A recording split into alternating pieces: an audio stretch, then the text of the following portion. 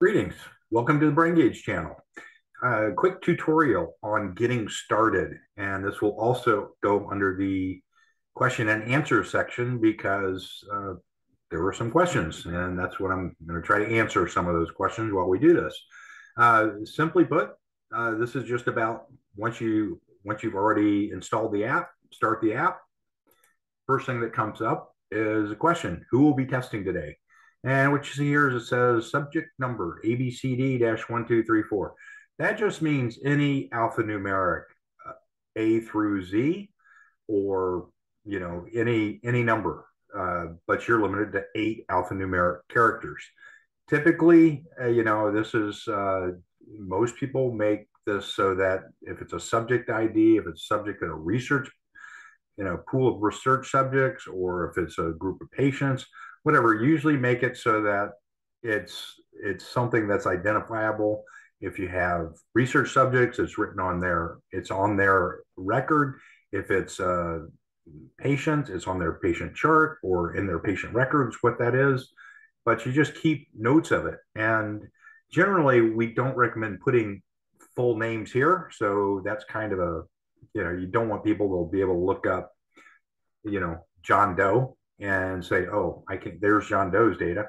Now, if you're a family, that's fine. But, if you're doing a research study, you want to keep that, you don't want to violate any HIPAA rules. Just generally, like when we do research studies, it's something like, some kind of subject number, like test-0001. And, we might change this nomenclature at the beginning, like CTRL for control, and then have 1 through 99 controls. And then, if we're comparing to autism or ADHD, we might have the first few numbers might be ADHD dash 1 through 99, or autism, some nomenclature that makes sense to you. And it really is your choice, whatever you want to do. Now, once you get through that, then you basically just fill out a little bit more information to keep up with this. And this is, birth year, race, gender, and handedness. Handedness is important because that determines which hand you're testing on. And basically, then you go to the next subject, next page, and you see, you have a drop down for selecting one of these different conditions. But you can usually just click on healthy, and don't worry if you don't really want to make an assessment here. No treatment is generally how this is usually done. And then you can enter subject notes. Subject notes, in this case, just we're down patient presented with migraines and sensitivity to light. That's just an example.